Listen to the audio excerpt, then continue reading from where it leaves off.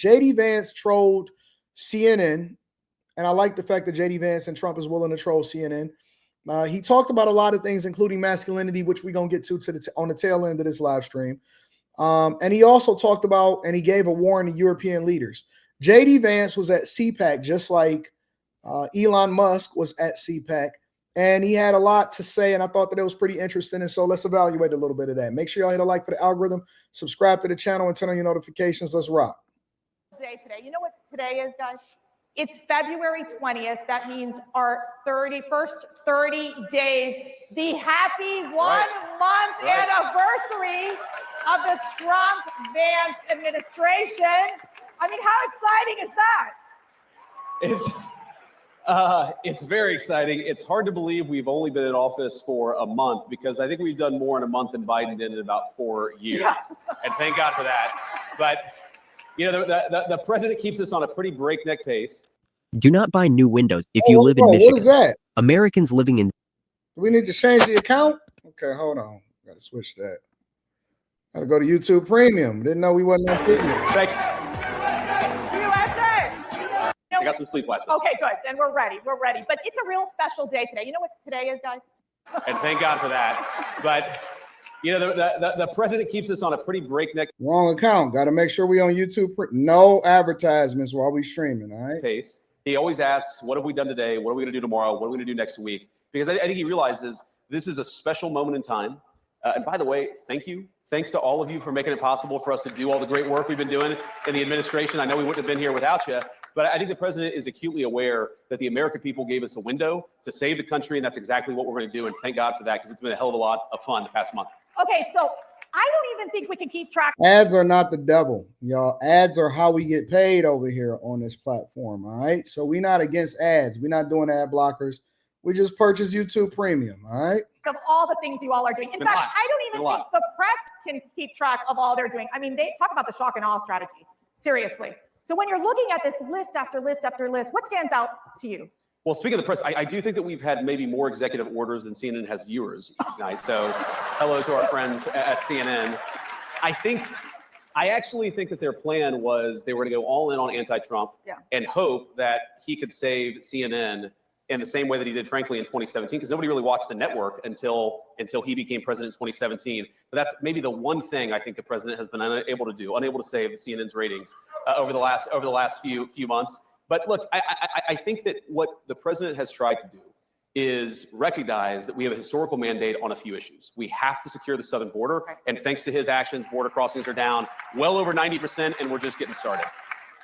He recognizes that we have to really unlock the engine of American growth. We've got to get back to having a growing economy that creates good jobs and high wages for the American people. And a lot of that goes back to drill, baby, drill. We've done more on energy under President Trump's leadership than I think any administration in history. And that's not an exaggeration. And of course, we're going to do more. And I think the third thing that he's tried to do, of course, with the help of Elon and all the great folks at Doge, is ask, what are we doing with all of the American taxpayers' money, and why are we wasting so much of it on garbage that the American people either aren't aware that we're spending it on or don't want to be spending it on in the first place? Right. Like, for example, the stuff that we've figured out, Mercedes, is unbelievable. Why are we spending money on progressive modern art projects centered around toilets in Afghanistan? That's actually something that your tax dollars were funding until very recently. And I think all of us are sitting around and asking, what the hell have we been doing with the American people's money for the last 4 years? Let's turn off the spigot and spend the American people's tax money on the American people's priority. And that's, of course, been a big focus of the administration, too.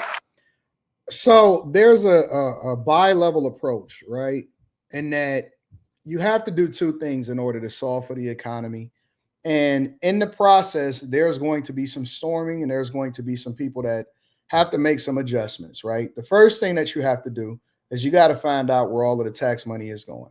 A part of that plan is also auditing the federal government. But when you audit the federal government, what you also find is that there's a lot of departments that's really diversity, equity, and inclusion. And I'm not saying that literally, but what I am saying is diversity, equity, and inclusion, meaning that they're keeping this department open just because it's been there for a long time. It doesn't necessarily mean that it brings value to the American people. So what Doge is doing is they're doing two things. They're going to find out exactly where the money is going and where the fraud is so that they can claw that money back. And the second thing that they're doing is They're going back and figuring out which departments actually are operating based off of a need from the American people versus just having a bloated government that's acting like we're creating jobs in the economy, but we really not, and we just running the United States of America in a higher debt. The second part of that plan is you then have to take these companies that initially was only doing business overseas, right? They were incentivized to take jobs elsewhere instead of investing inside of the United States of America.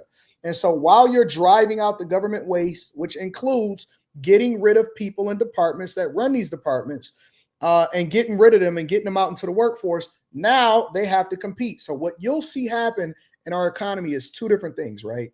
Number one, the government is going to do its job and continue to incentivize people to bring jobs here. Now, what that also may mean is that some of the jobs that you want is not the jobs that you're prepared for. So when you went and got this African American studies degree, or you went and go into some weird thing in college, a lot of people always say, I got a degree and I got a bachelor's degree and I may have a master's degree. In what?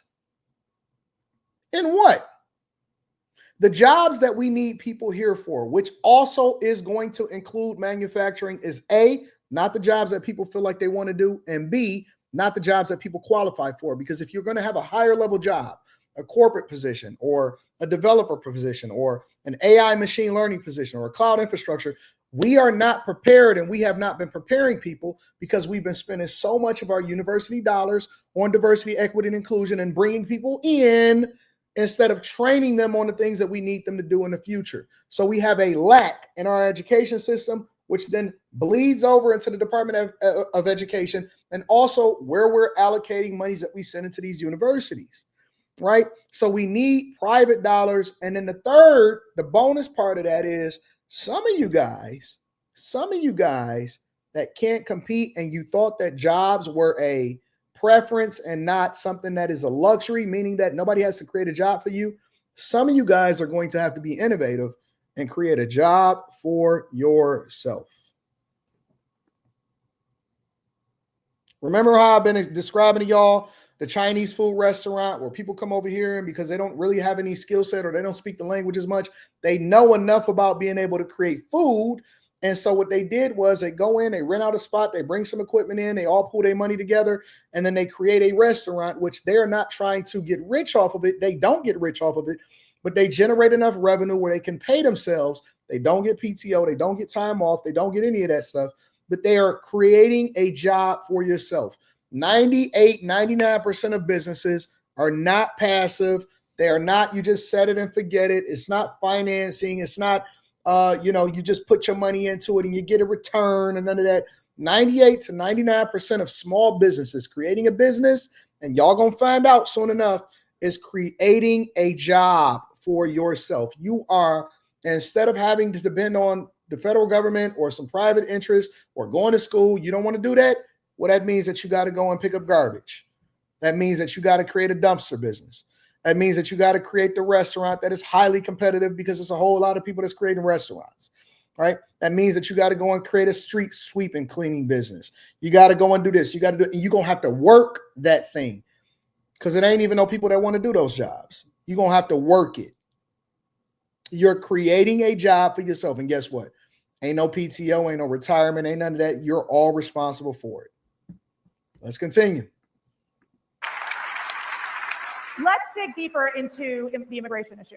Sure. We've seen, and you've met many of the victims, people who have family members who have died, Yes. been tragically murdered. Those angel families in the hands of these criminal illegal aliens. Sure. What's your message to these families? What is your message to these horrific drug cartels and human traffickers who have preyed on the most vulnerable in the world? Well, our message to the drug traffickers is get the hell out of our country. Your free ride is over because President Trump is back in the Oval Office. That is, you're not welcome. You were never welcome, according to the American people. But unfortunately, you had President Joe Biden, who allowed you to run free over the United States of America. And Donald Trump has said, you're terrorist organizations. We're going to go after you. We're going to wage war on you. And certainly, we want you out of the United States of America. And that's an important message, of course. But our message, and you know this, Mercedes, our message to the families is President Trump cares about you. He thinks that it's disgraceful what your own government let happen to your children, to your grandchildren, and it's got to stop. And of course, we mourn with people, we pray for people, but we're also asking, as their government, why did this happen to your child in the first place? And the answer is that under Joe Biden, your government didn't do its job. Under Donald Trump, it is. Thank God for that.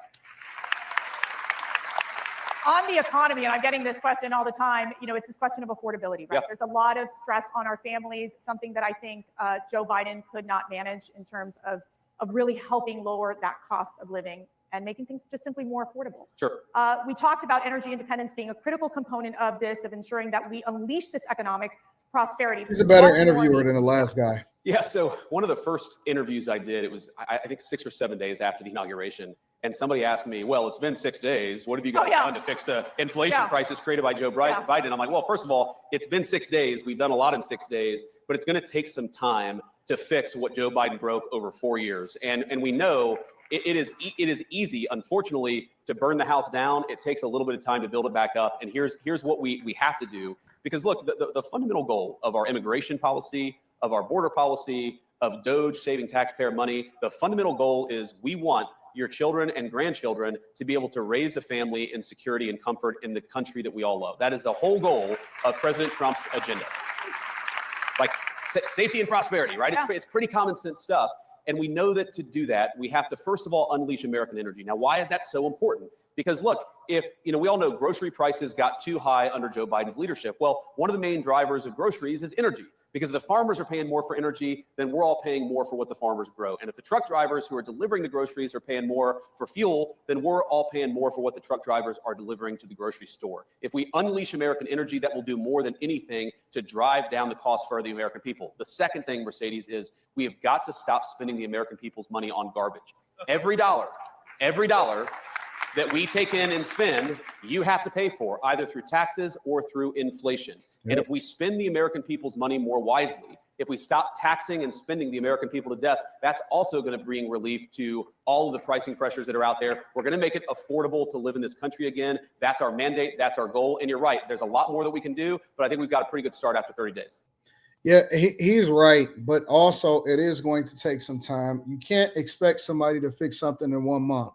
That was done over a period of 4 years. And I think that the affordability crisis, you've seen it in everything from when you go to the grocery store to when you rent out a house, to when you take somebody on a date or you decide to vacation. So shout out to JD Vance. I thought that was I'm not going to play the whole thing, obviously, but I thought that it was a phenomenal interview. I did check it out this morning when I was riding in the car and going to check out different sites. You guys are more than welcome to do so.